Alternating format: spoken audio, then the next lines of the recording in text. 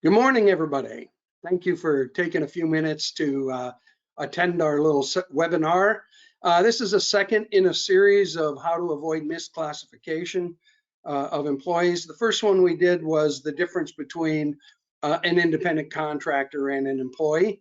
And the response was very good on that. And we thought we'd continue with exempt versus non-exempt employees. My name is Bruce Sentai. I work with Atrix Software. I've been in the payroll tax reporting business for decades, which is scary. And that's me, the old guy in the orange shirt. And we'll get things started. Maybe. There we go. So exempt versus non-exempt, there are, again, two types of employees, the exempt and non-exempt. Exempt employees are not entitled to overtime and other protections under the Fair Labor Standards Act. And truthfully, that's the reason most people establish individuals as exempt, because that means they don't have limits on a number of hours that can be worked. They don't get overtime pay, and it helps them manage costs, and it reduces their requirements for the FLSA management. That can be a dangerous step if your employee is in fact not qualified to be an exempt employee. The reason it's important, these are the same three reasons we listed when we talked about independent contractors and employees. Litigation has cropped up. There's been a lot more litigation over misclassification. 2022 set records.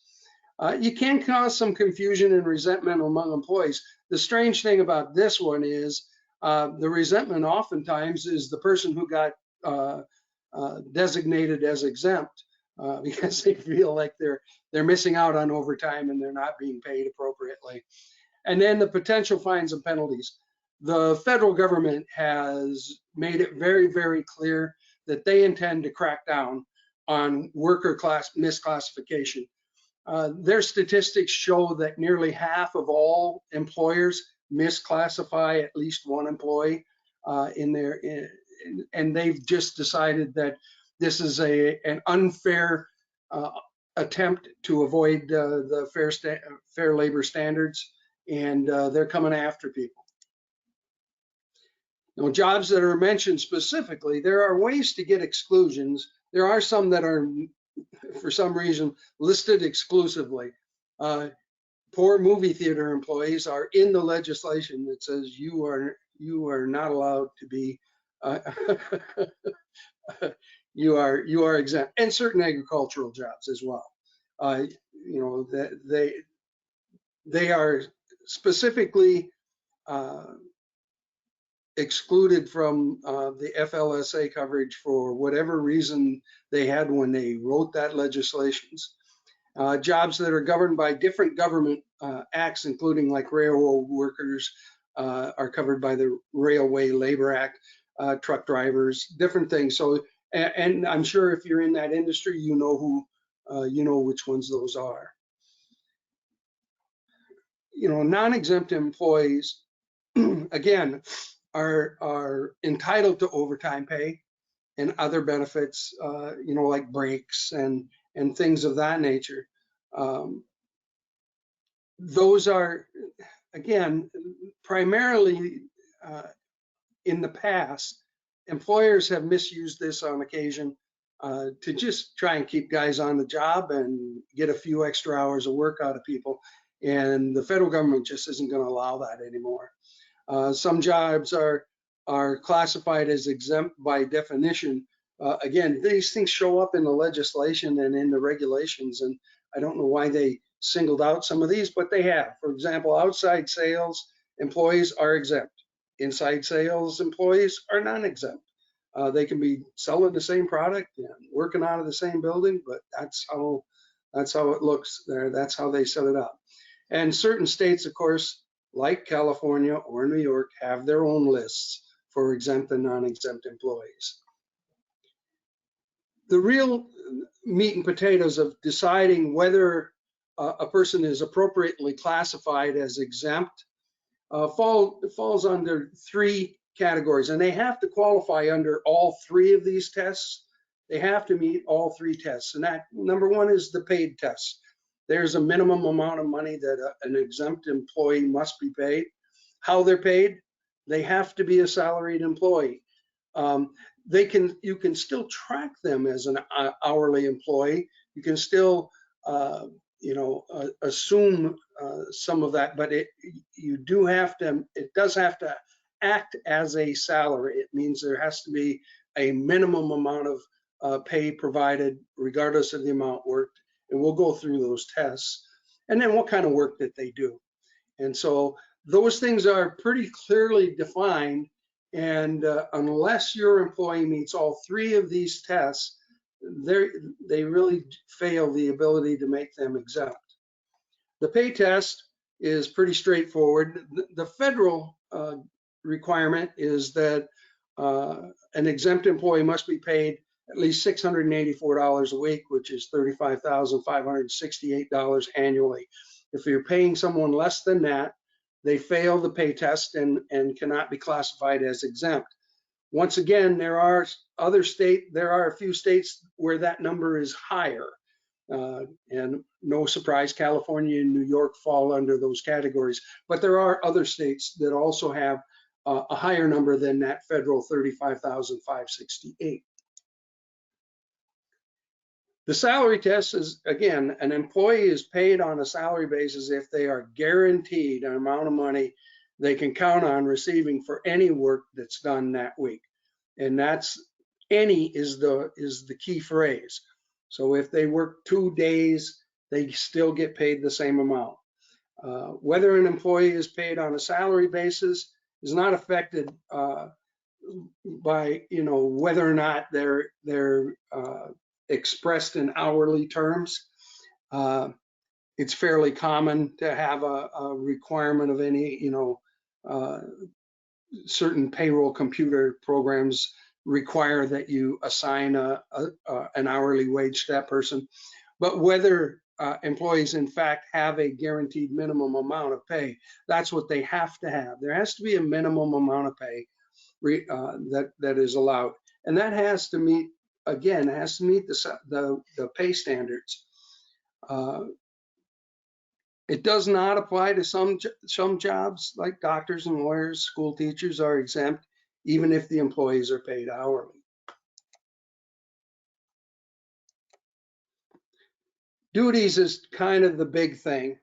Duties is the thing that will separate the largest segment of the employee population. FLSA exemptions are limited to employees who perform relatively high-level work. That means, generally speaking, if someone is working on the phone or putting something together in an assembly area, those typically do not qualify as exemptions. Job titles or positions descriptions really mean nothing. It's about what the task is. You can call somebody a supervisor or a managing director, but if their work and task list is very similar to the base operations of your business, you're probably not going to qualify as exempt. And there are typically three categories of exempt job duties: executive, professional, and administrative. These are things that I would recommend always that you get some professional help. If you have any doubt whatsoever whether or not you're appropriately classifying someone, get a lawyer, get an employment lawyer, go to an HR specialist, and just verify that in fact you're classifying that employee appropriately.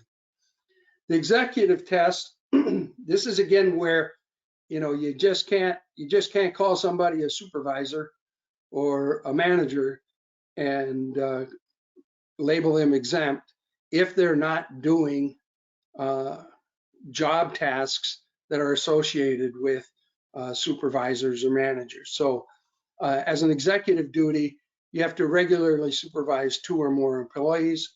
You have management as a primary duty of their position. You know, even though that doesn't exclude the fact that you can do some work. For example, a night manager in a restaurant can still be a manager because he's in charge of the employees, making sure people are dressed appropriately, performing their tasks appropriately, and yet at the same time he may be helping on the grill and doing some cooking or working out in the house taking orders. And they have to have some genuine input into the job status of other employees, hiring, firing, promotions, and assignments. They don't have to have exclusive control over those, but they have to be involved, and their opinions have to have substance. You have to prove that in fact you've listened to them and you've taken their advice on occasion. So you know, supervision must be a part of the employee's job. It has to meet the 2-employee requirement, and that's full-time employees or the number of employees, a number of part-time employees that are equivalent to 2 full-time employees. The executive duty list is kind of a long list, but these are the kinds of things that the FLSA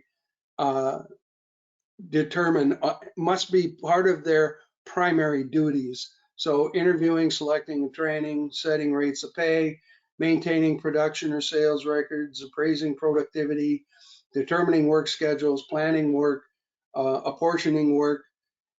The essential test in many cases, one of the easiest tests is if a customer of yours calls the business during work hours and they ask for the boss, it's got to be this person. It's got to be somebody who has that title or who is the supervisor. I mean, so there has to be some clear distinction that individual has management or supervisory control of the workplace. Professional duties, you know, these are pretty easy to understand. Lawyers, doctors, dentists, teachers, architects, clergy. Those are the kinds of things that are pretty easily described. And in most cases, that's, you know, these people have degrees, or you know, their work is predominantly intellectual or requires specialized training, education, and involves making critical decisions, making you know, substantive decisions. You know, one of the other categories that falls into this that we don't think of very often is our creative professionals.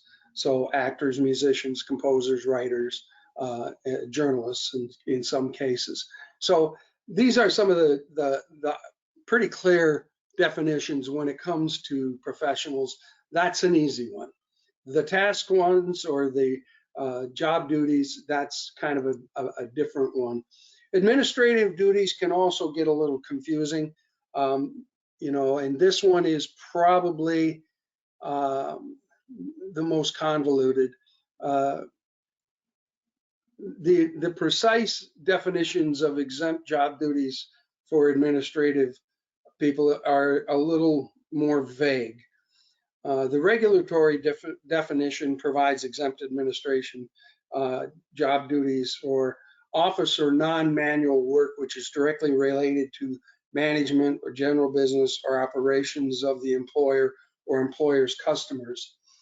In the primary, and then it's in the primary component, of which involves the exercise of independent judgment and discretion. Again, they have to be making some decisions on their own. They have to be involved in decision making and advice, and they have to pertain to matters of significance.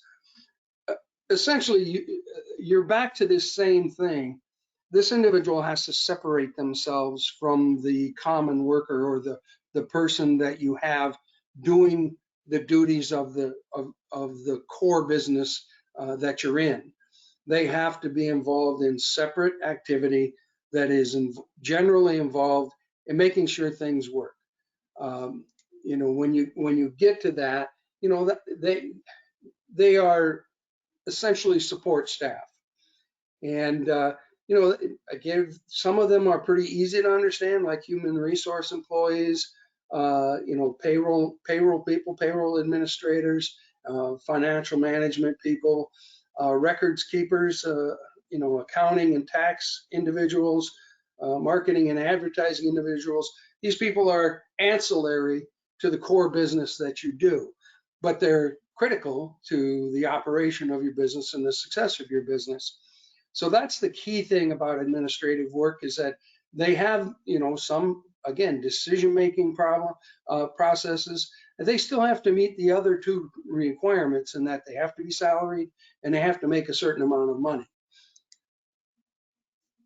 The bottom line is, it comes down to this, and this is often, you know, I think much less so now than it had been in the past, that some employers, you know, kind of stretch the definition of exempt in order to avoid paying overtime. It was fairly common to when a person started making a fair amount of money and became very important in your business, and you wanted more hours out of them, but you didn't want to have to pay that extra time and a half, the easiest way to do that was to make them a supervisor, or declare them exempt, make them a salaried employee. You know, it was sold to them as a as a promotion, and you should be excited about it. But in truth, in the past, in many cases, it was to avoid paying overtime and to require additional hours. The truth of it is you really can't use the exempt status for that purpose. If individuals are exempt, they're exempt. They have to be salaried, and if they miss some work, they have to be paid appropriately, and they have to, you know, they have to meet all of the things that we've talked about, in that they have to be paid an appropriate amount, they have to be salaried, and their work duties have to match the requirements of the FLSA. Non-exempt employees, you know, they get the whole shooting match, and this is again the reason why employers sometimes move people to exempt status. They get their time and a half, they get mandatory break times, but at the same time, you know, if they don't work, they don't get paid. That's kind of a quick review. I would let you know that as soon as we're done here, once we get it posted, all of you who have attended will get an email with a link in it so you can review it again and take a look at this. If you have serious questions about the status of one or two of your employees, I would get outside advice. I would get a lawyer, get somebody who's an HR professional, and just make sure the definitions work and that you're adhering to those rules. The federal government is not going to play nice anymore over these kinds of things. They view it as a serious problem, and they're assigning a large number of individuals to go find those that are misclassifying employees. Again, I'm Bruce Sentai. That's my email address. If you have a question or two, you can shoot them to me. I can get you a resource or find you someone who can get you an answer. If I have it, I'll give it to you. And thank you very much for spending a few minutes with us this morning and getting a quick overview on the difference between an exempt and non-exempt employee status. Thank you.